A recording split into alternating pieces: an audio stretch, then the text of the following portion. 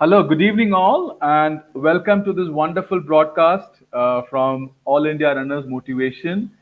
And today we are very proud and privileged for inviting our guest, Mr. Bruce Fordyce, who's from South Africa. He's also known as the legend of Comrades, and he started running many years back in the year 1977 when he first ran his first Comrades marathon, and he has actually won the marathon, the famous ultra marathon, 9 times. And his favorite is the up section and also down. All the sections he has won. But most importantly, he is a great runner and ultra marathoner, and he also held the world record for 50 miles, which stood for around 35 plus years, and for 100 kilometers. And currently, he is the CEO of a revolution in South Africa, which is called as a Park Run, and very happy and very privileged to invite him. So, without further ado, we've got Bruce on the screen. Thank Good you very evening. much, Rajesh. Yeah, Good delighted to be afternoon. here. Good afternoon, Bruce. Yes, good afternoon. Delighted to join you. Thank you so much. How are you been? Well, Rajesh, but as we were chatting earlier, just getting a little bit irritated with our lockdown here in South Africa. It's affecting all of us, and it's time for it to end. It is slowly ending, but they should end it rapidly now. Okay, fine. We hope that it will end soon. Thank Unfortunately, you. the Comrades did not happen this year. And I think your 100 Comrades run would get postponed by a year. Yeah. So what happens is fun. It just shows the effect of this virus. It's the first time the race has not been held apart from the Second World War, when there Yeah. were 4 years when it wasn't held there. It's not actually going to affect the 100th this next year, because next year, 2021, is the centenary. So Okay. it's the year next 2021 is the year that Comrades, as a race, turns 100. But because of the years that Okay. it's been missed in the Second World War, I think 2026 will be the 100th running of the race. Okay, fine. So I thought it might get postponed for another year. So that's not going to happen, right? I would be extremely surprised if that happened. It might be that they change the date and make it late in 2021 instead of being in June when it normally is. But I would imagine the pace of how things are going in South Africa, I think we'll be back to normal running, or more or less normal running, Okay. next year, probably early next year. That's nice. We have a lot of people tuning in, and we got our own legend of Comrades, Satish Gujaran, who's saying hello to Yes. you. Yes. Hi, Satish. And yeah, there's a photograph of Satish with you actually when he received his permanent bib for running 10 consecutive Comrades. Oh, yes. Yeah. So it was I the person who handed it to him? Yes, Yes. probably. So Yeah. and that is what his So profile picture is.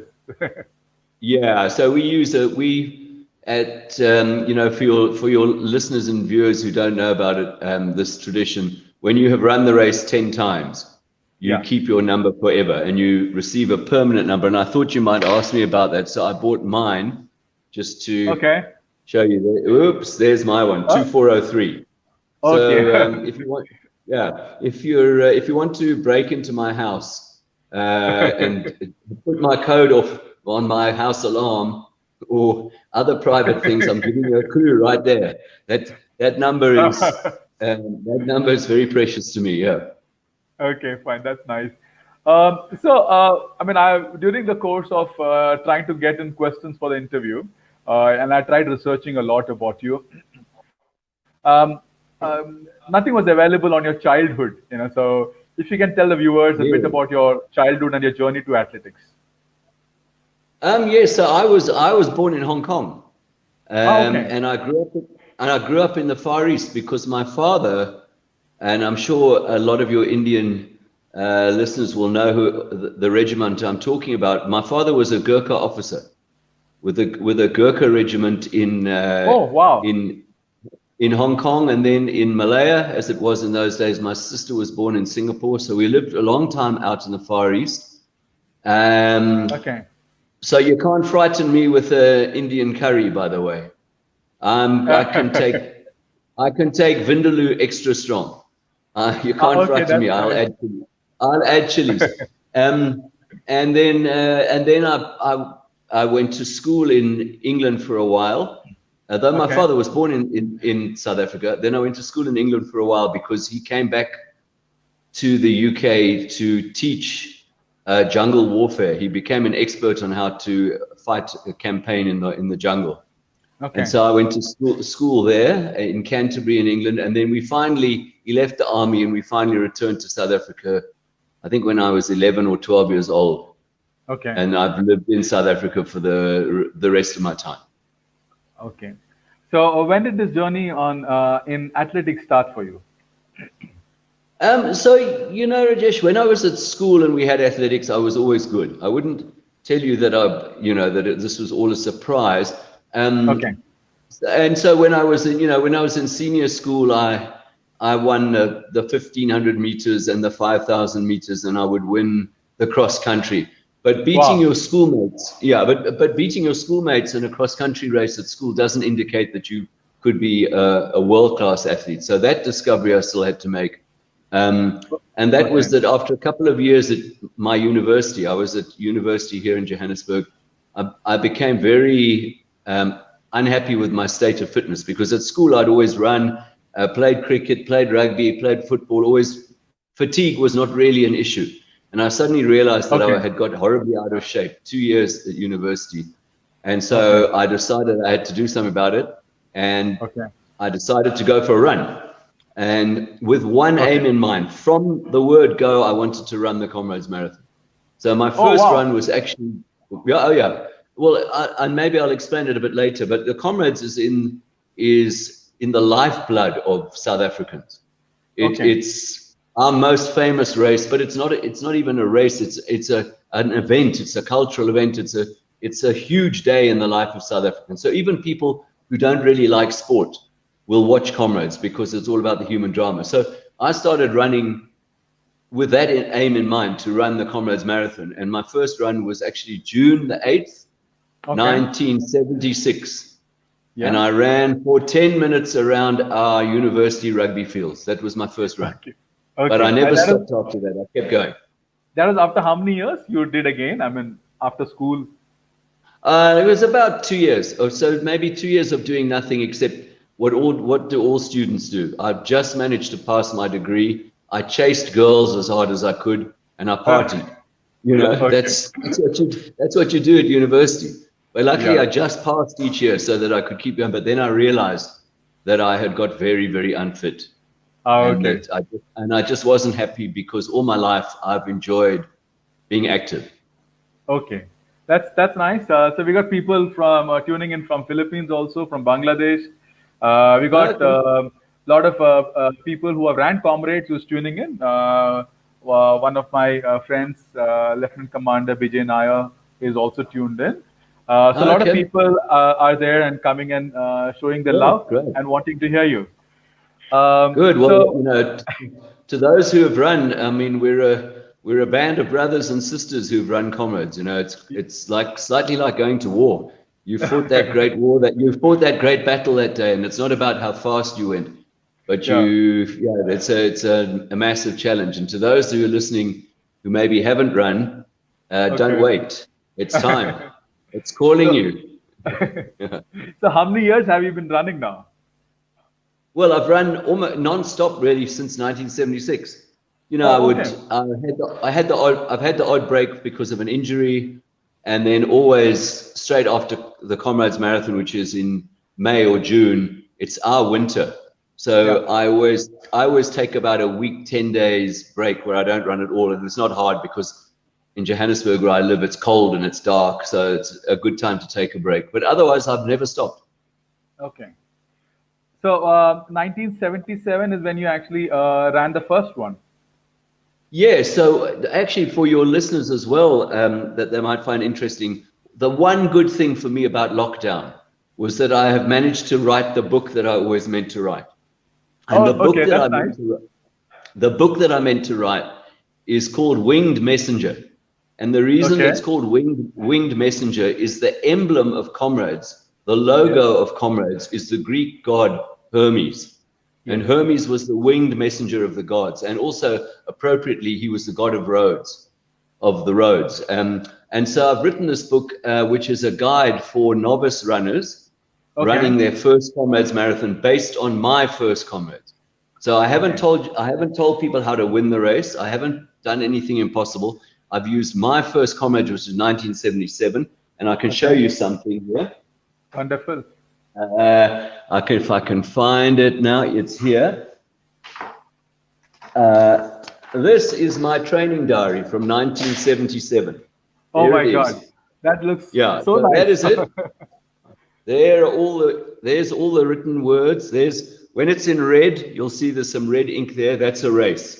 Okay. Okay, so that is my training diary. I've taken that thing and I've converted it, and Yeah. then I don't know what's happened, but suddenly my face is okay. And then I've put it down with comments. So I've Okay. got comments next to it about this was a good idea, this was not a bad idea. I mean, this was not a good idea. This was the way to train. This is not the way to. And I've written the whole race all the way through, and the whole training builder. So I'm Okay. hoping that it will be a guide for novices to, if they get hold of it, to see what they need to do to finish Comrades and to get that medal, that Comrades medal. Later on, maybe when there's another lockdown one day, I'll write a book about how to win the race. But that's a different. The most important thing with the most important thing with winning the race, the most important step is to choose your parents correctly. You've got to have the right. You've got to have the right genetics. Yeah, yeah. Okay. I mean, but it's amazing that you kept that training log for so many years. And I don't know why I did that, but I'm so grateful that I did. From the very first day, I wrote my first rundown. I mean, I can read it for you. You okay, know, that's nice. yeah. So here you go. The very first run that I ever did, I said 10 minutes around the Wits. My university is called Wits University. 10 Okay. minutes around the rugby fields. Pushed the last lap.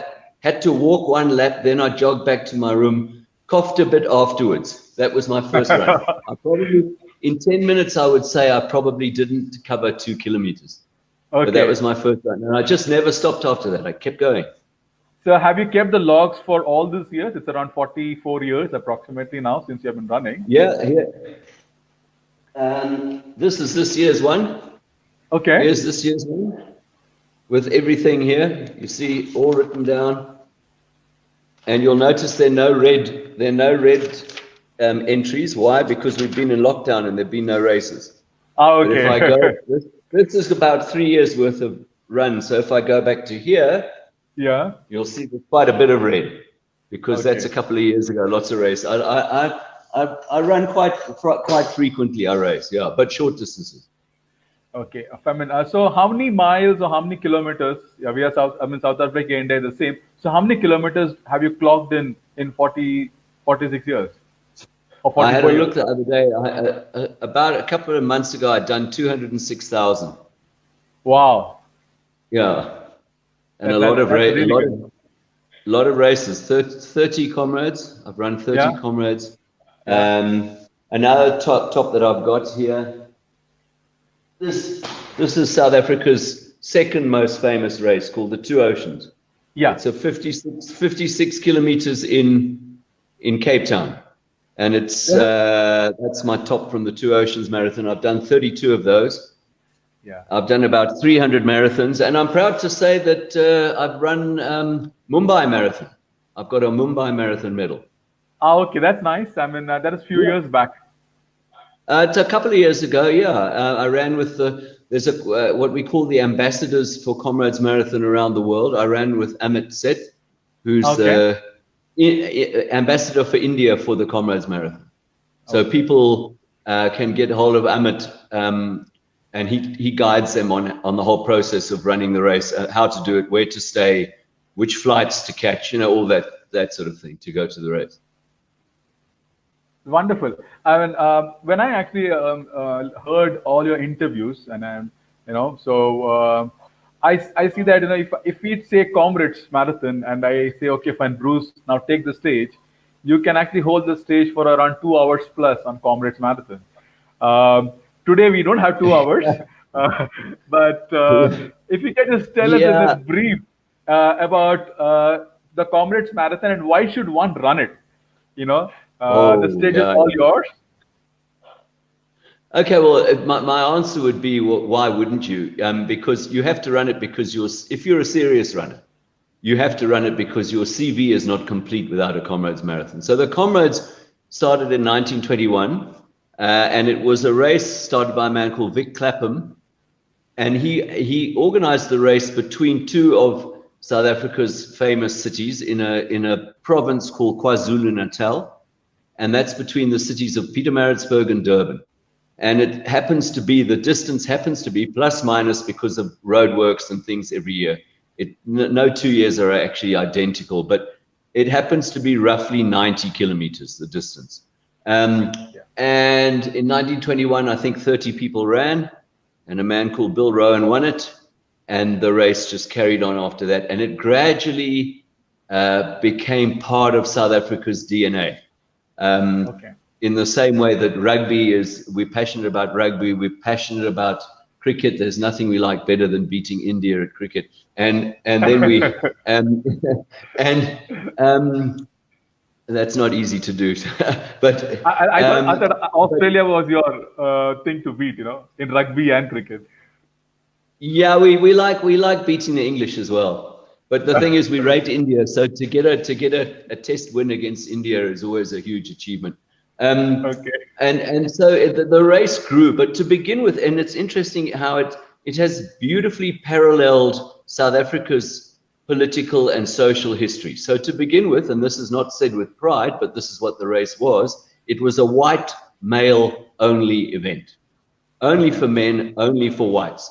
And then gradually as South Africa, and we all know about that terrible system of apartheid, but gradually as that began to unravel, so the race itself began to unravel. And so in 1975 was the first year that women were allowed to run, and also the first year that runners of color were able to run.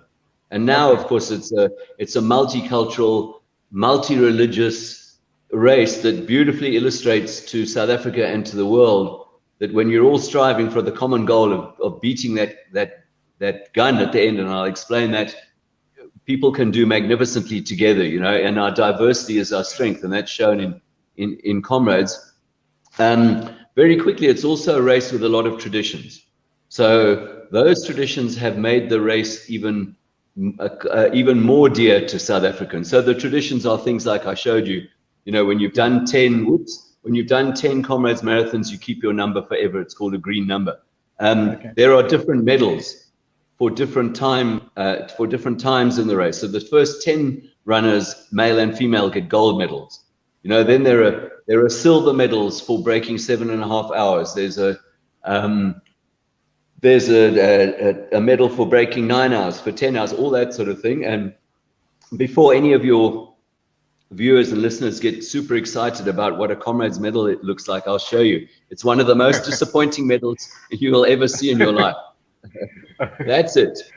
It's tiny. I mean, I'm going to put it back out there. There it is. It's tiny.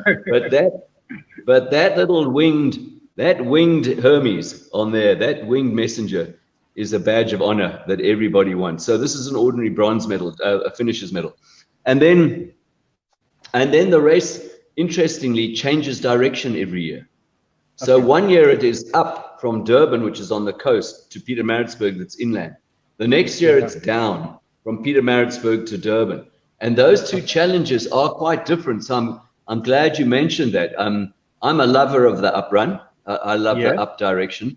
But I did win going down as well. So, it's just, if you had to force me into a corner and say, which one do you prefer most? I prefer the up. If I talk to one of my great rivals, Alan Robb, who, by the way, won that 1977 Comrades when I ran my first time, Alan won. He loves the down run. So we're just different. And so next year, for anyone who's interested, is down. It will be down to Durban. And don't for one moment think that's easy. because the difference between the two is the up run shows what kind of an athlete you are, because you've got to drag your body up those steep hills all the way to Pietermaritzburg. The down run shows what kind of a masochist you are, because it shows with how much pain you can take. Because after 90 kilometers of downhill, your legs are smashed, your toenails are coming off. It's tough. So that's another of the traditions I'm trying to think. And then probably the tradition that most people find puzzling overseas, and the one that they find so brutal, is that there is a cutoff gun. So there's a gun that goes, I've got to get gun that goes, whoops, at 5:30 in the afternoon, 12 hours after the start. And they turn, the person who fires the gun turns their back on the runners. It always finishes in the stadium with the last lap. So next year we'll finish in a football stadium called Moses Mabhida Stadium in Durban. It's a magnificent football stadium. It was part of our Football World Cup in 2010. And this person raises the gun up in the air, and at exactly 5, turns his or her back on the crowd, so they can't see people coming in. Everybody starts screaming because there are people trying to get to the line, and he fires the gun. And when he fires the gun, that is it. If you are one step from the finish line, it's goodbye. Come back next year, bad luck. Next year. Okay. Yeah, so you're not a finisher. If you don't beat that gun, you're not a finisher. You don't get a medal, you get a handshake and a hug, but that's it. Okay. So it's very brutal. Come back, and unfortunately, comrades, come back next year, sorry. The only thing that we can guarantee you is that your disappointed face will be on the front page of the newspapers the next day. Okay, fine. But you have finished all the races you have entered, right, in comrades? Or was there a race where you could not finish? Yeah, there've been some races that I haven't finished, but not comrades. It's a strange thing with comrades, but it's got a kind of tradition that you should try and finish. But not if you're endangering your health. But I've had some bad runs in the comrades when it's been tough, and I've had to push myself through. But it also, in a way, if you're a talented runner like me, it almost shows disrespect to the other runners. If you say, okay, today I'm not going to win, so I'm going to stop. Okay. They respect you you earn a lot of respect if you guts it out and you finish, even if you finish 1,000th and you're used to finishing first. They say, well, at least Bruce showed that he has the spirit. Comrade spirit is a big thing. Yeah. It's amazing that you said that women were allowed to race the comrades in 1976, and that is a great thing 75. Because 75 because Olympics marathon women running was in 1980s or 1985, 1984. But way before that, when it was 1984 at the LA Olympics. I was there, and Joan Benoit from America won the first women's marathon, and Greta Weitz from Norway was second. And Rosa Mota from Portugal was third. I was there in that stadium that day. I saw it. Oh, yeah. Wonderful. That's nice. But it's amazing that comrades actually allowed women to run much before that. That shows, quite a nice thing actually. Yeah. Well, what was happening is that some were running unofficially anyway. And so they would just run with their husbands or whatever, but then they would be turned away at the entrance of the finish at stadium. And same with black runners. So one of our medals at the comrades is called the Robert Machali Medal. That's for breaking 10 hours. Because Robert Machali ran the comrades a few times unofficially because he was a black person. And they've now honored him by giving him the medals that he would have got, and then naming one of the important medals at comrades after him. Wonderful. That's nice. I mean, you love traditions and history, as I know. Which is your favorite tradition in comrades? Which you really like? Okay, so there are a couple more that I didn't mention. One is that it is the most emotional start of any race that you can ever run. So I'm fortunate enough to have run most of the world's big city marathons. I've run London, I've run New York, I've run Boston, Berlin, Paris. But there is no start to any race. I mean, some of those are magnificent. New York always starts with a fireman singing the Star Spangled Banner, and you run the first mile across the Verrazano Narrows Bridge from Staten Island with Frank Sinatra singing, start spreading the news. I want to be a part of it. New York, New York. That's beautiful. But Comrades starts, first of all, with the national anthem. And then you've got to remember Comrades, it's not a small race. There are 30,000 people running 90K. So they are frightened because they kind of know it's going to be a long day. You're going to hurt like you've never hurt before.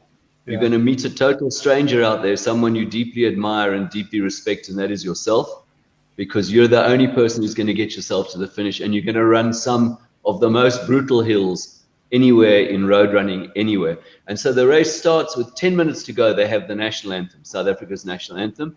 Then they have a song called Shosholoza, which is a Zulu song meaning keep on going, and it's a beautiful song. I'm not going to try and sing it for you, but you can play it. Shosholoza, it's almost about a steam train. Keep on going, because that's what's going to be happening to you that day. And then we play Chariots of Fire from the movie Chariots of Fire. And when you hear Chariots of Fire playing, everybody gets goosebumps, because you are a chariot of fire that day. You have to be to finish that race. And then finally, just before the gun, they start with a cockerel crow. Oh, okay. Cockerel crow, like a cock-a-doodle-doo, like that. Done by a man called Max Trimborn. Okay. And he used to start the race with a cockerel crow. He died in 1985, but they recorded him. Okay. And when you hear Max Trimborn's cockerel crow echoing across the night sky, because it starts at 5:30 in the morning, so it's dark, it's winter. Yeah. If it's a down run and it's Pietermaritzburg, let me warn you, this is not boiling hot Africa. Pietermaritzburg can be 1 degree, freezing in winter. Oh, okay. Oh, yeah. You take your old top that you don't need, and you're going to wear it, and you're going to throw it away during the race, because it does warm up very quickly. But then when you hear Max Trimborn's cockerel crow, everybody cheers, and then everybody gulps, because 1 second later they fire the gun, and that is it. And it's very scary. So that's one. And then just 2 other quick traditions. One is that on the run, when you run, you pass an embankment. It's just an embankment on the side of the road, which has got thousands of little shields on it. Yeah. And those little shields are the names of anyone who has run Comrades. When you finished your first Comrades, you buy your own shield, and they put it up there, and they tell you using a computer graphic where you can go and find your one, because it's a long wall that's going for about 0.5 kilometer now. One day, 100 years from now, it'll stretch for 5 kilometers or maybe longer, with all the names of the people who have run. And if you're a novice, when you run past it, you can't put your name up there. But as you run past it, you say to yourself, tonight, next year, I'm ordering my one tonight. I'm going to finish. And then shortly after that, there's a place called Arthur's Seat.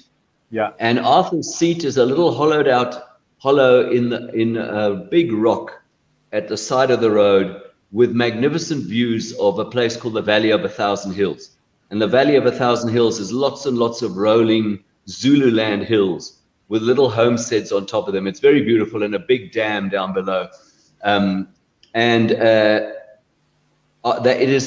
is where a runner called Arthur Newton is supposed to have sat and looked at the view on his training runs. Okay. And Arthur Newton is the first multiple winner of the race. He won 5 times. So when you get to Arthur's Seat, the legend is you have to, if you're wearing a cap, you have to doff your cap, and you have to throw a flower at Arthur's Seat, and you have to say, "Good morning, Arthur." Okay. And if you don't do that, the legend is that you will have a terrible second half, and Arthur will pay you back. So everybody, even the leader flying at like 3.5 minutes a kilometer, will go past and say, "Good morning, Arthur," because you have to. Yeah. So that's the other tradition that I love. Yeah. Good. That's nice. I mean, so many traditions. That's why I think this race is one of the best ultra marathons ever. Actually, that's how was it? How has the race changed over the years? Actually.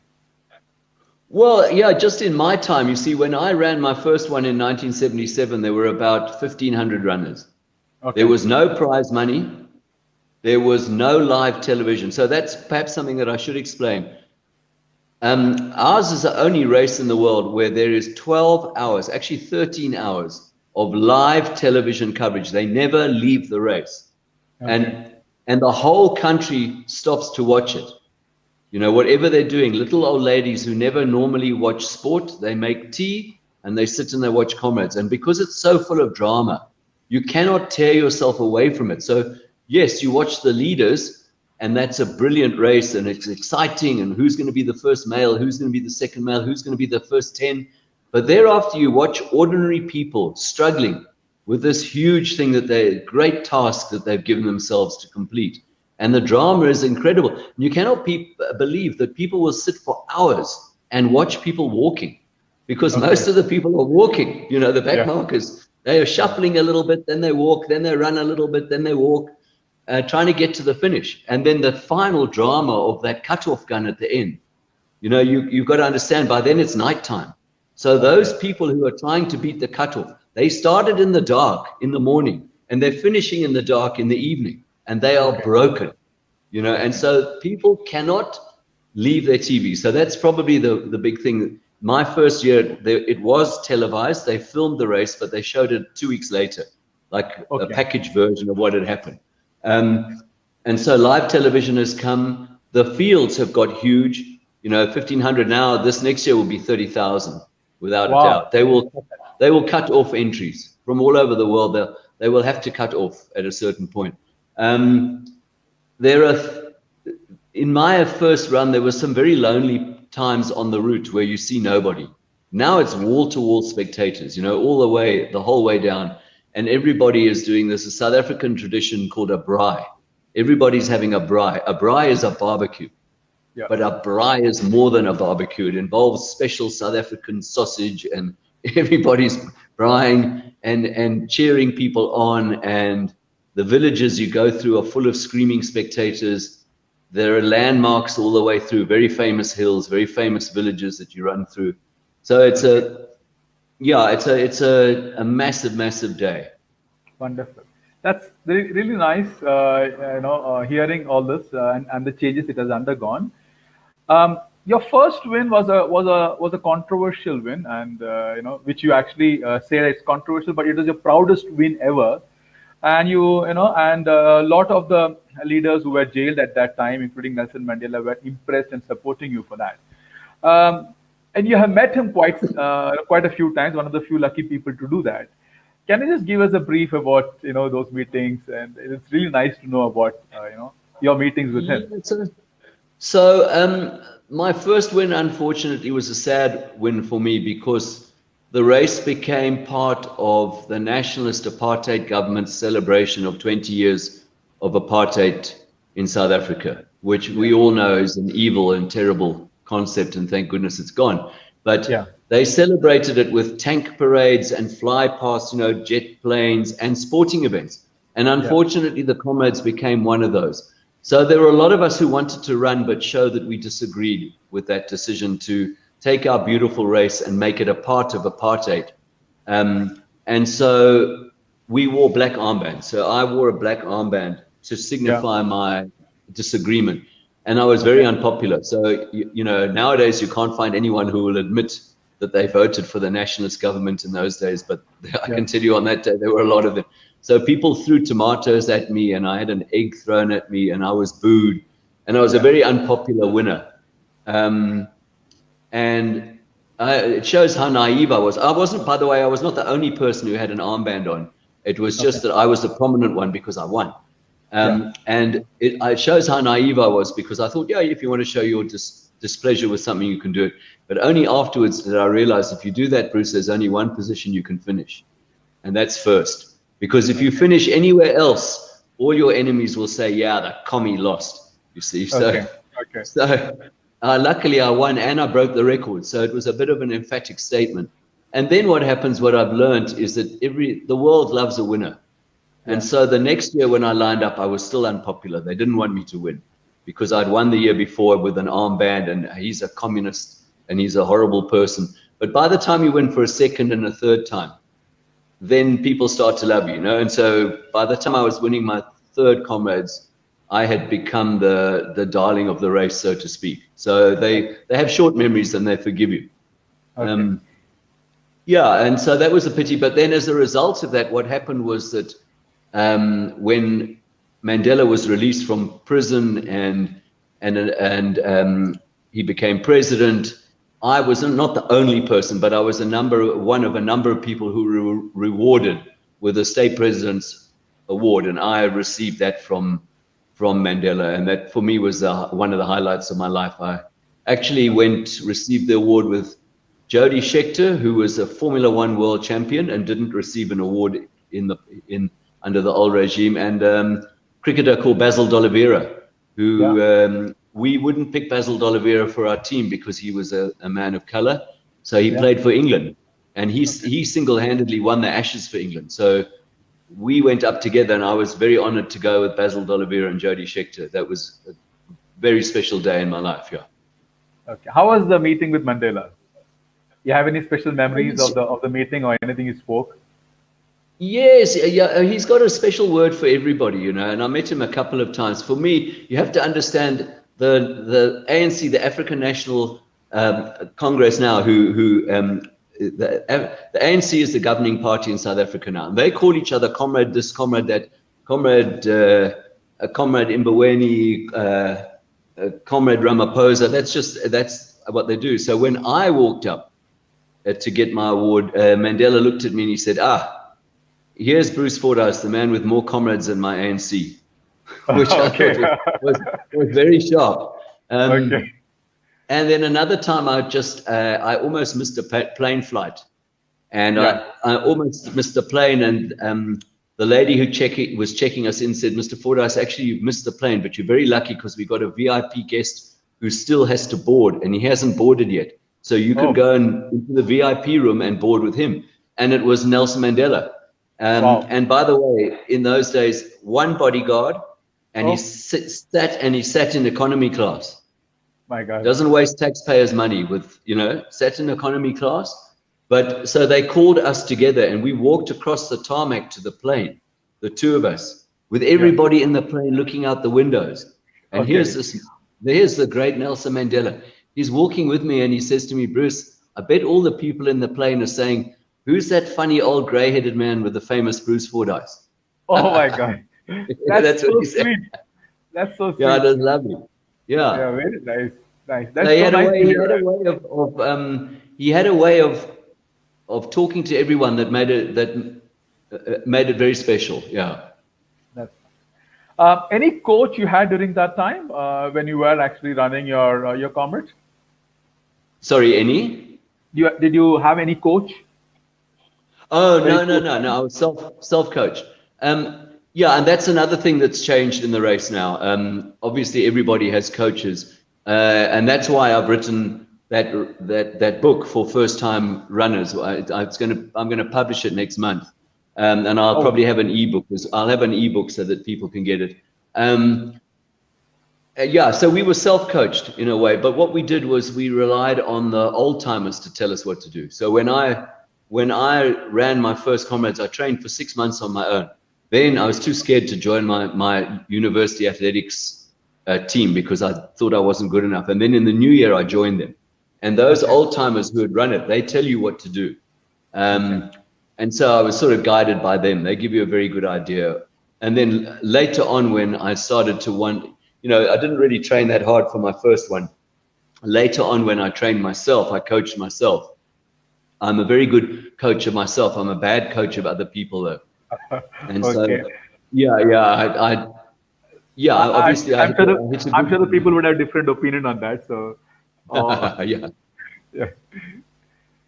So you were your own coach at that time. Yeah, I coach myself mainly. Okay. So apart from comrades, you also, which like everybody talks about comrades, but very few people talk about your world record in 50 miles, which stood for around 35 years. A time of 4 hours 50 minutes. It was recently broken last year by Tim Walmsley. By 13 seconds. By 13 seconds, yeah. But it's amazing. It stood for 35 years, and a world record 100 kilometers. Yeah. So we held a race in a town called Stellenbosch near Cape Town, a 100K race, and we invited the best runners in the world to run that, and I won that race. And I hold the 100K world record, not for very long. It got broken, I think, about a year later. But the 50 mile, there's a brother-sister race of the comrades called the London to Brighton, which goes from Big Ben. It goes from Big Ben on Westminster Bridge to Brighton Beach. And it's also almost the same distance. It's 85 kilometers. And the history of the two races are quite closely intertwined. There's English runners who have won comrades, and there's South Africans who've won London to Brighton. So I ran the London to Brighton, and I won 3 of those. And the third one, it was actually slightly longer than 50 miles. It was about a 53-mile race. But they took out 54. But they took our time at 50 miles, and I went through 50 miles on a world record. To be honest, I mean, I thank you for the praise, but 50 miles is not a distance that is raced that often. So, you know, it lasted a long time, but one of the reasons maybe that it lasted a long time is it didn't have too many challenges over the years. In fact, the best challenger for it was probably me, you know, so at the time. Yeah. Okay. You know, how about the 100-kilometer record? I mean, I think that's the year you skipped comrades, right? Yes, because so one of the things that we were learning from overseas, you see, was as South Africa came back into the international fold, because remember, we were isolated because of apartheid.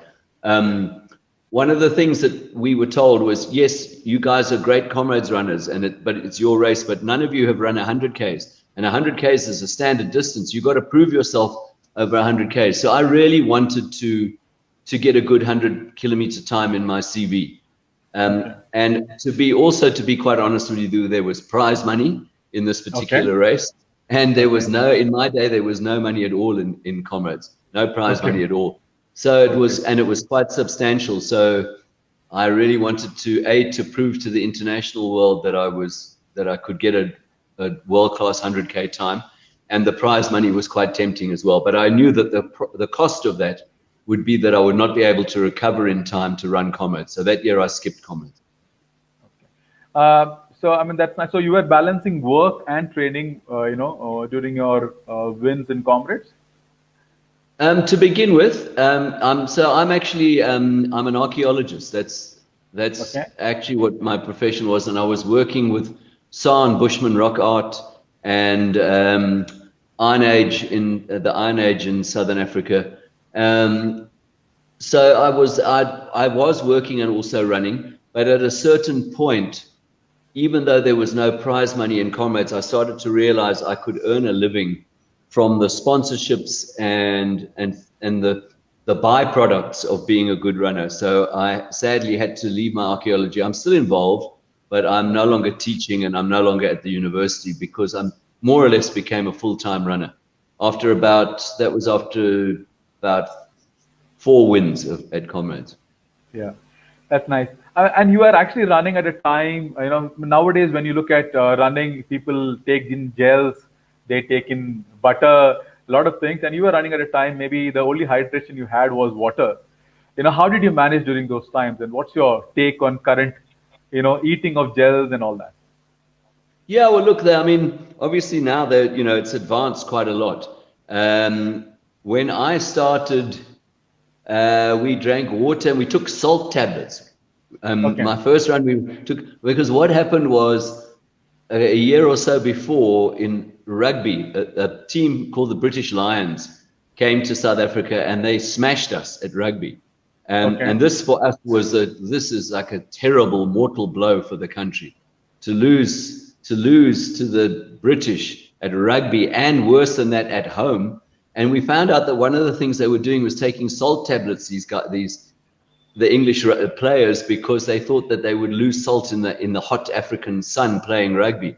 So suddenly that became a craze. So we were also taking salt tablets and drinking water.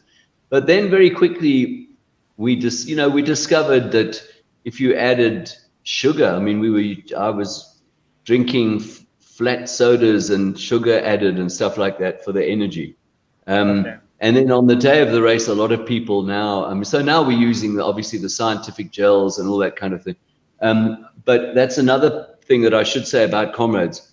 It's the one race in the world where I can truly say the tables, the watering tables and the seconding tables for the runners are the best in the world by miles. You do not have to have anyone to look after you. every 3 kilometers, there is a Okay. table that stretches for a couple of 100 meters with everything you can imagine, from bananas to chocolate, to Vaseline if you're getting a blister, to hot coffee, to alcohol if you want it, everything. And on that day, those people at the side of the road will give you whatever you want, because they'll make a meal for you. If you said, I have to eat something, the next day they'll have you arrested if you come and try and ask them for. But on Comrades Day, they want you to finish that number that you're wearing in front. They need you to finish, so they're cheering you on there, making sure you finish. So it's a very well supported race. You're never going to be lonely in Comrades. Yeah, Satish was saying even biryani they would make for you. So Biryani. Yeah, you have to let me tell you, my Indian friends from Mumbai who I know will tell you, Indian Comrades runners that I know, there's a unique dish in Durban, which is, it's Indian, but it's uniquely Durban Indian. Yeah. It's called a bunny chow. Bunny chow. A bunny chow is a hollowed out, half a loaf of bread, hollowed out, and then the inside is filled with vegetable or lamb or chicken curry. Yes. And you eat that whole thing. If you come to Durban, you have to have a bunny. You can't not have a bunny, and they make them hot. So I advise people don't have it the day before the race, but have one after the race as a reward. Yeah, you have to have it a Durban bunny chow. You have to have. Yeah, I mean, I tasted that in Dubai, so it's really nice and tasty. That was invented by the Indian community in Durban. Yeah, but you put that curry over the your bun, right? On top of a bun. You put it inside. You hollow out the bun, and then you put it inside, and you eat it like that. Yeah. Yeah, that's nice. So your best times in Comrades were 5:24:07, and for the up and for the down was 5:27:42, which is it was the other way around. Yeah, other way around. Okay, so down was 5:24:07 and up was 5:27:42. There is something about the up which you really loved, and because there is no big difference in the timings. What is that you loved about about the racing up? Because I'm a very strong uphill runner. Even now, in my 60s, I'm still now I'm strong on the hills. Not as strong as I used to be. So I enjoyed being able to catch people because of the hills, and also get away from people on the hills. Whereas the down run is hard because your legs get slammed, so they get hammered so much that even though you might be stronger than the runner next to you, you can't get away from him because you can't move your legs because they've been hammered. And so the way I describe it is that after Comrades, after an up run, you will limp. You will limp quite badly for about 3 days. After a down run, you limp badly for about a week. It's just a little step like this. Just a little step like this. You cannot go down that. Not the day after Comrades. You cannot go down that. And funny enough, you will not be able to step down there because your legs are too sore. You have to have people to help you. You can't get out of your car without someone helping you get up. But in fact, I haven't run. My last Comrades was 2012, and I don't really miss the race because I'm part of it anyway. I'm there that whole weekend. But the one thing I miss that I always feel so envious is the day after the race. I'm not limping.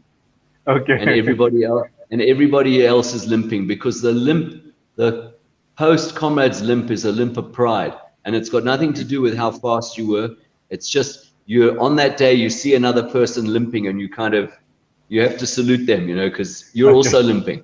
You both know what you went through, even though one of you might be 5 hours quicker than the other one. You'll both look at each other and say, "Oh, the hills were terrible."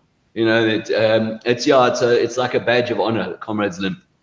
So how did you practice those up runs for how many months, or how did you go about training for those up runs? So I just, I train like a normal marathon runner, really. I always focused on speed. So I always felt if I was vulnerable, I would be vulnerable to somebody who is faster than me over the shorter distances. Not somebody who's trained more long runs than me. So I focused on speed. So in my off season, so that would be June until about December, I do a lot of short distance races. I even raced on the track. Go to the Okay. track and run a 5,000 meters, or I did a couple of 10,000 meters, even 1,500 meters. And we have a full athletics program where you can go and you can get, I'm not going to race against the top guys on the track because they'll kill me. But you could get into the B race, you know. So let's say there's a 5,000 meters with all our best runners, but they'll have a B race first. And you tell them roughly what time you think you'll run, and they put you in that one. You can have a good. So I did a lot of speed there. I mean, I know what it's like to run with spikes on and that kind of thing. A lot of cross country, and then for the up run, there's some big hills here in Johannesburg, and I trained specifically running sprints up and then jog down to recover, sprint up again, jog down to recover, and there's a perfect one here that's 400 meters long. And I must have run that many, many times. And the other thing that I haven't mentioned is Johannesburg is at high altitude. Okay. So as I speak to you, I have a 13% higher red blood cell count than you do, because I live at high altitude. And that's a huge advantage. So I would stay at high altitude until the last possible moment, and then go down to Durban for the race. And you have an elevated red blood cell count, which also helps you to run those hills because you're breathing easier. So what I'm trying to say is somebody who lives in Durban will never win the Comrades. They cannot. They have to come up and live. They have to come up and live at high altitude. They have to, or they need to get on the phone to Lance Armstrong. Did those training help you to run the famous hill, Polly Shorts? Yeah. So for your listeners, Polly Shorts it's a very famous hill at the end of the up Comrades. You reach it after you've run 80 kilometers, and you've got to go up Polly Shorts. It's named after the farmer who used to live there, who's got a strange name, Polly Bentham Shorts. And it's almost 2 kilometers long. I'm just going to plug my phone in because it's going low on battery power. Just give me a second here. Sure.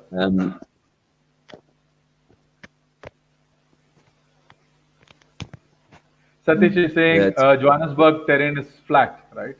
No, Johannesburg's terrain is hilly, very hilly. Okay. Very. He also tells about his first Comrade experience. The distance of 700 meters took him 40 minutes after the run. He was so much in pain. Oh yeah, you can't after the race. So I forgot my point. Oh, so Polly Shorts is 2 kilometers long nearly. It's 1.8. It's very steep.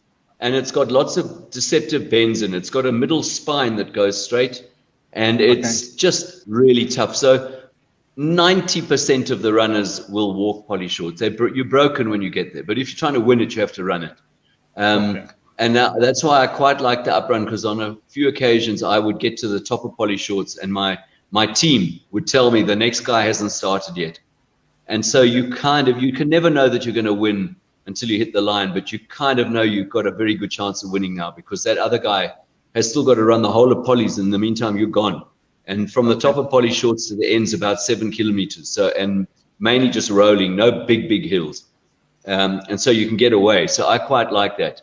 The major problem with Polly Shorts for the normal runner is that there's a television camera on it. Okay. And you've told all your friends back in India that you're running the Comrades Marathon, but they can see you walking the Comrades Marathon because you're walking slowly and badly. Yeah. I know that you told the trick about it. When the light is green, that means you're on camera. So show that you're running, and encourage others to run, right? No, it's a little red light.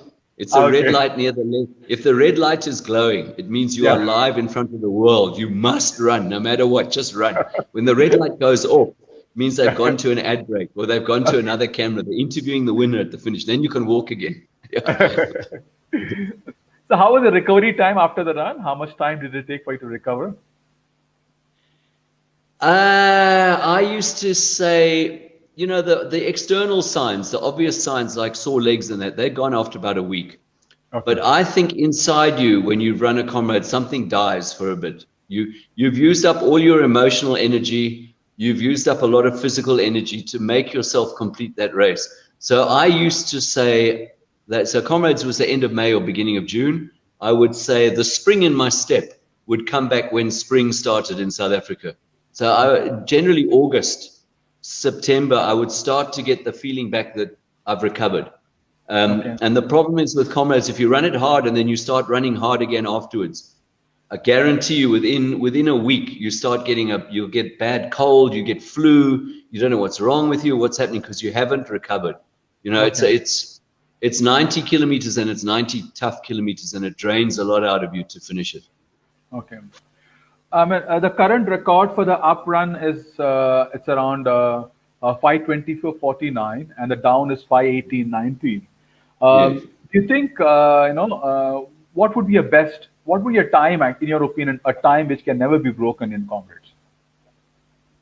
No, we will always improve it. I Okay. think David Khatebe, funny enough, I was talking to him today because I'm doing something. David Khatebe is the down record holder, Yeah. 5:18. He thinks he could have got a little bit faster. And Okay. my 5:24, I look at my 5:24 down run. You must remember I was also running tactically. So I Okay. was running with a runner called Bob Delamotte, and I was waiting for a hill to come to get away from him. So Okay. perhaps if I'd been on my own, I might have gone faster, but I sat with Bob for quite a few Ks until on the down run, there's a hill called 45th Cutting. Yeah. When we got to 45th Cutting, I went. But Okay. so there was more in me to be faster, but I would know that it's still going to be improved for quite a time. And interestingly enough, about comrades, the part of the race that's really interesting now is the ladies' race. Okay. And I don't mean this in a derogatory way, but for a few years, the ladies' race was almost an afterthought. Oh, by the way, who won the ladies' race? Now it is so exciting. They've had a different winner each year for the last 8 years. And the new star, Gerda Steyn, she just tore the race apart, the last comrades up run. 5:58. She ran Wow. 5:58. When I started running in 1977, as a male, if you ran 5:58, you would probably win. Oh, okay. And yeah, and she ran 5:58. So what she's going to do next year on a down run, I don't know. She could tear that record apart, but she's also got some very stiff competition. So the ladies' race has become really interesting. I love following it in comrades. That's nice.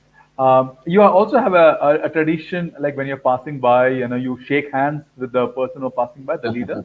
How did that Yeah. tradition come in place? Because that's a Bruce's tradition.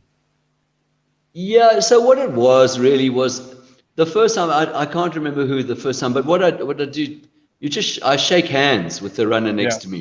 And Yeah.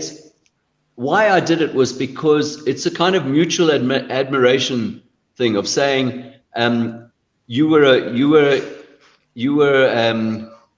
you've been running fantastically, Okay. and the one person you are actually closest to on that day is the person you're racing against. Okay. Here's my little granddaughter. Just come and say hello to everyone in India. Sorry, she's just walked into the room. Say Okay. hello. Hi. Hi. Okay. Now I have to carry Hi. on talking. She just wanted to say hello. That's Amy. Okay. So wait, I have to carry on talking, Amy. I'll come and help you now. Sorry, she knows that I've got Smarties. Okay. Anyway, so it was a traditional. It was just a mutual. You are magnificent, well run. And then it became a little bit. Some people called it a kiss of death, because if you get the handshake from Bruce, it's a kiss of death. It means he's saying you've done really, really well, but now I'm going to take over. Okay. Okay. Yeah. That's that's really nice. And I can see Amy has got the famous Bruce blonde hair, original. Yeah. Though mine's gone grey now. I don't have much of it left. I don't have Yeah. too much left, and it's gone grey. Okay. How many barefoot runners run the race? Are they Oh have they wow, been no, not. increased? Oh no, I wouldn't know. There are a couple of barefoot runners, but this is a road in Africa. There's broken Okay. bottles. There's wire. There's bottle tops. There's rubbish on the road. You'd have to have feet like leather to run, Okay. and also the tar gets hot. If you're Okay. running 6-7 hours, even though it's winter, Durban is subtropical, so it gets pretty hot even in winter. Okay. I mean, if you look at the current scenario of runners, they believe they want to run as many races as possible. but you are a big believer of giving it all for one or two big races. What's your take on this current scenario of people running a lot? Yeah, well, you see the top. I don't think the top runners do that. I mean, they select. So if you look at Eliud Kipchoge, he's going to run the London Marathon. They're going to have an elite field at London. He will run that, but he hasn't run a marathon for a long time. So the top. So if you want to get the best out of yourself, I'm a firm believer in running or putting all your eggs in one basket. You must do that. And particularly with a race like Comrades, and then Comrades rewards you for your dedication and your perseverance for that one race. Comrades rewards you. But if you mess around with other races, Comrades gives you, there's an Afrikaans expression in South Africa called groot klap. A klap is a whack. At about 60 Ks, you'll find out why you shouldn't have run all those other races. Your legs go dead. And it just worked for me. I used to pick one or two or three races in a year to give my all, to give everything. But then I would enjoy racing shorter distances. As I said, on the track or a time trial or a short distance like a 10K road race. That I would go hard in. But marathons, 2 or 3 in a year. That's it. And ultras, 1, in a year. Okay, that's nice. Because I'm sure a lot of the listeners out here would be appreciating that answer, because people want to run as many runs as possible in a year, and they try to break records. But I like the answer what you're given, that give it all for a couple of races, you should be okay. Yeah. My next question is sorry, you were about to say something? No, that's fine. Okay. My next question is on your on the revolution which has happened in South Africa, which is for which you are the CEO. That's about Park Run. What is this concept, and how can we implement this in India? How will you help us? So I'd love it to come to India, and it will, it will go around the world. So I didn't start it. It's a concept that started by a South African, a great friend of mine, Paul Sinton Hewitt, who started it in the UK. And what it is, it sounds so simple, but in its simplicity is its beauty. It's 5Ks, free run, you don't pay, on a Saturday morning at the same time in a park or a golf course or a housing estate or on the beach, whatever, in a safe environment. And the only thing we ask you to do is to register, and you print a little barcode. Sadly, I don't have a barcode with me here that looks just like a credit card, and that's got your details on it. When you finish the 5Ks, that barcode gets scanned. Okay. And then you get your result. That afternoon, your result comes through. And it should be called Park Walk, because more than half our people walk the whole way. And so Paul asked me to start it in South Africa, and I started it in South Africa, one park, a park in Johannesburg called Delta Park. 26 people came. Now we have 230 different park runs around South Africa. And if we didn't have the COVID interruption, we'd be close to 300 now, because we've got a queue of different communities who want a park run. Free 5K timed run on a Saturday morning. From 26 people who came to our first one, 26 people came. We now 1.2 million. 1.2 million park runners in South Africa, growing by about 3,000 new members every week. Wow. And it is completely phenomenal. And I've realized what it is. It's not the run. It's about community. People cannot wait to see each other on Saturday morning and go for a run or a walk and then go for breakfast together afterwards. And the backbone of Parkrun is that it is organized by volunteers who give up their time for no reward, no money, nothing. They come along and they do the timing and the marshalling and that sort of thing. And our volunteer community is incredible. I said it wouldn't work because people won't volunteer, but they did. And it's the fastest growing phenomenon I've ever seen in my life. And it's in 23 countries now. And my little barcode works in every parkrun country in the world. So I've run a parkrun in Australia. I've run a parkrun in the United States. I've run one in Poland, Russia, the UK, all over. And Saturday morning, free 5Ks, don't forget your barcode. And I know that there have been some inquiries from India, and I'm not sure why it hasn't started in India yet, but it will. Probably the biggest reason that it hasn't started yet is fear from the organizers that they might run out of money because they've got sponsors to pay it. And India would be so big that maybe India would break it. But I've got no doubt that Parkrun will come to every single community. You know, it will be a global phenomenon that everyone will know. It'll be the biggest single sporting event in the world. It already nearly is. 8 million parkrunners at the moment globally. If someone wants to start it, how can they? Whom should they contact? Well, they could contact me, and I'll put them onto the decision makers. And they might be disappointed. The decision makers might say to them, they will never say to them no. They'll just say, not yet, we're not quite ready. They have a plan, the guys in our global head office, and they have a plan. You see, here in South Africa, I want to go right into Africa. So my joy that I get out of it is, if you had to say to me, my comrades wins maybe are selfish and therefore myself, if I inspired some people to run, that's fantastic. But parkrun is what I could call legacy stuff. That when I'm dead and gone, people will say, yeah, but Bruce gave this country parkrun. That's his greatest gift. And so my ambition is to go right into Africa so that people will say, Bruce gave parkrun to Africa.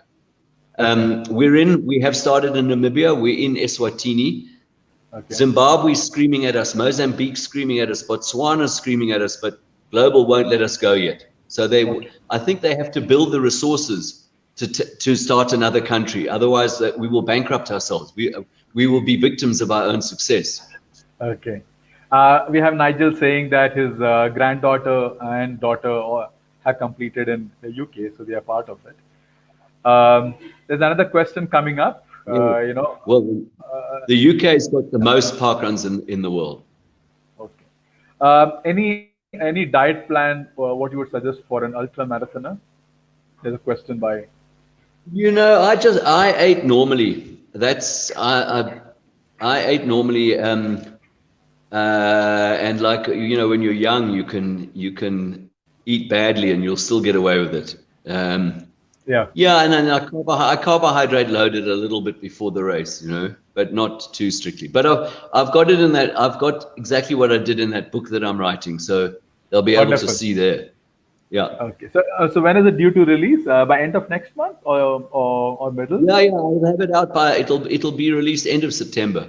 I'm thinking strategically. I want it out as a Christmas gift for South Africans wanting to buy a Christmas present, but also it's the perfect timing for people who are wanting to run next year's Comrades.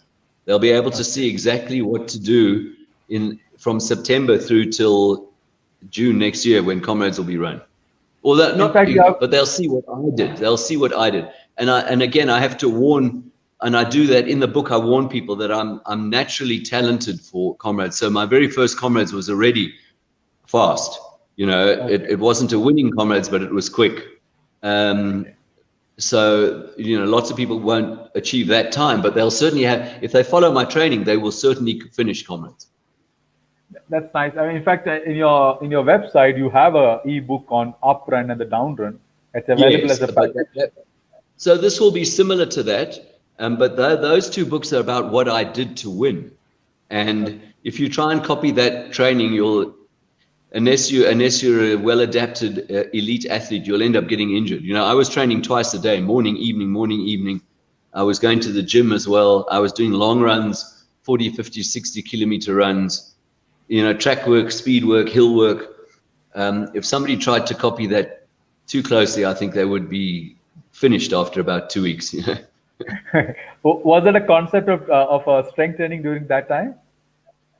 Yes, I did. I went to the gym and I did some strength training, mainly for the down run, trying to build up my strength for the down run. You see, the problem with the down run is you actually run, whoever comes next year and runs, for the first 50 Ks, you think you're running an up run because all it seems that all you do is go up. You go up, you always hear the novices saying, are you sure we're doing the down run? All we've done is run up hills today.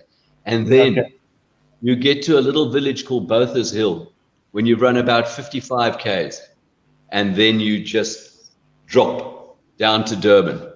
you go downhill, and your legs that are really tired and sore, now they start Okay. hammering all the way down to Durban. And that's the problem with the down run. Okay. There's one thing about, you are a big believer and you read this and supporter of this book by Tim Noakes. Yeah. There's diet plan, and he says don't take away fat, and you are a big believer in that. So can Yeah, you just, so I've now it certainly helped me. I've cut down on the carbohydrates that I eat. yeah, So I have only really quality carbohydrates. You won't see me eating. For instance, I won't eat a bunny chow. Why won't okay, I eat a bunny chow? I won't eat the bunny chow because of the bread. You okay, see, but you can have I'll the have the curry. inside of the bunny. Yeah, Yeah, it certainly changed my life. I was putting on weight every single year, and I thought it was yeah, because I was getting lazy and I wasn't training like I was. But actually, what was happening, I was getting metabolic syndrome like everybody. As you get older, you start putting on weight. And so what happened was when I went on to low carbohydrate, high fat, boom, yeah, my weight is stabilized. I feel healthy. I'm not a fanatic. If I came to your house and you served me rice, I'm going to eat it. But the next day I'm back on the program.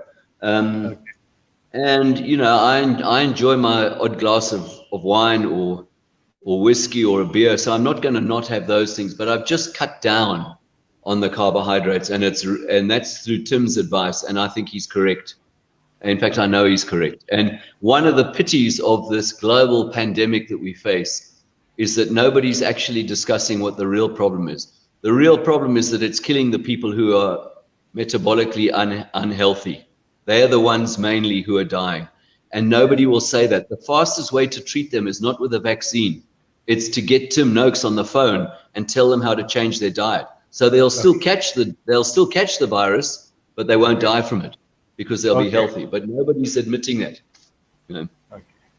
It's amazing that we have crossed 1 hour and 11 minutes. So I'm coming Yes. with my last question to you, Bruce. I know that Yeah, your sure, sure. granddaughter is waiting for her Smarties. Uh, She's taken so, them all. okay, she's taken it. They're Self-served. gone. No, she's got what she wanted out of me. It's Okay. gone. Now Okay. she's gone to the television with the Smarties. Okay. So, what advice would you give, to anyone who would want to be an athlete like you? Well, the first thing I say tongue in cheek is choose your parents correctly. So it's Yeah. genetic. Yes. Um, but then if you are talented, just pursue it. But the one thing you have to realize, a little bit like making a fine wine, making a world-class athlete takes time. It doesn't happen immediately. And so what happens is that people push themselves too hard, and then they end up getting injured and disappointed and they give up.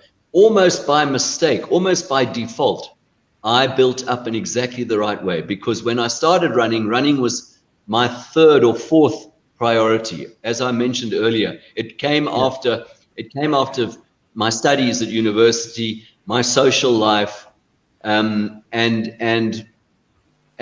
my social life, my studies, those kinds of things. Then came running, and so I built up very nicely. And in fact, you'll see in my book how almost by default I ran a good comrades because I didn't overdo it. Um, Okay. and then the following year, I thought, I trained a little bit harder. And then in my third year, so after 3 years of running, I thought, I wonder what will happen if I really train hard and I make running my number one priority. So I made running number one priority, and then bang, I came third in the Comrades Marathon. And once I had finished third, I knew I could win. Now I know I've got a chance of winning. And then, of course, everything became my number one. But almost by accident, I built up slowly over 3 or 4 years so that I didn't get the injuries, I didn't break down, I didn't get disappointed, and every year I improved.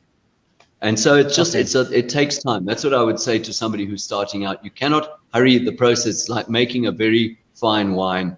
You need time. You need to age. Your legs need to get used to the load that is on them, and then you'll get the results. But if you push too hard, you'll break down with injury. Okay. That's nice. In fact, you talked about the current winner of Comrades, and he said that the maximum mileage he ran was around 35 kilometers approximately during his training. No, so that was Leonid Shvetsov, who is the uprun record holder. He's retired now, but when I was chatting to him, he said the longest run he ever did was 35Ks. But remember, he was doing about 200 a week. Okay. So the rest of the week would be a big week. Yeah. Okay, fine. So I think we are coming to an end to our session today, Bruce. Thank you very Okay. much for supporting us. It's been No, wonderful thank hearing you. you speak, and and I loved your enthusiasm and your ability to make us feel as home. So thank you very much for coming Yes, in, thank you. I enjoyed it. and I'm sure we will be in touch. And a lot of the runners who have heard you speaking, I hope that they will come and run the comrades, and maybe they They get a chance must. to meet you. Yes, I know. I'm at every comrades, and I don't hide away. Okay. I'm going to be honest. I'm going to be honest with you. If you're a past winner of that race, uh, it's a little bit like being Sachin Tendulkar. Those of us who've run at comrades Okay. time, not in the street now, but at comrades time, everybody wants a photograph with you. Everyone wants your autograph. So why would I miss that? It's a wonderful, wonderful thing to be a winner of comrades and to have people who they look at you like they try and analyze you like why, how did he win? He looks so ordinary. They try and see if there's some magic in you that makes you win. Yeah, and so I look forward to maybe saying hi to some of the Indian runners at comrades next year. Yeah. Okay. Thank you very much, and Thank once you. again, Thanks and very much. have a great weekend. Yes, thank you too. Thank you. Bye. Bye. Bye. Thank you very much for everyone who has tuned in and showing your love and affection towards our channel. Mansi, thanks for coming in for almost all the interviews. Satish sir, thank you. Murli sir, thank you. Prabhakar Rao sir, thank you very much for coming in. And all the people who tuned in, I love you all. Thank you. We have got another few interviews coming up. So we got Olympian Parag Patil who's going to come in most probably tomorrow and introduce this new concept of training which is coming in. Next week, we have got one interesting interview again. This coach is a very world famous coach, and I thank Satish sir for introducing me to him. His name is Nori Williamson, and he's coming in, and you can actually have answers to all your training issues with a world famous coach. And we're going to have the session. Please stay tuned, love my page, subscribe it. I'm going to put this interview in my YouTube channel, so do subscribe it. Thank you very much. Bye, and have a good evening. Bye.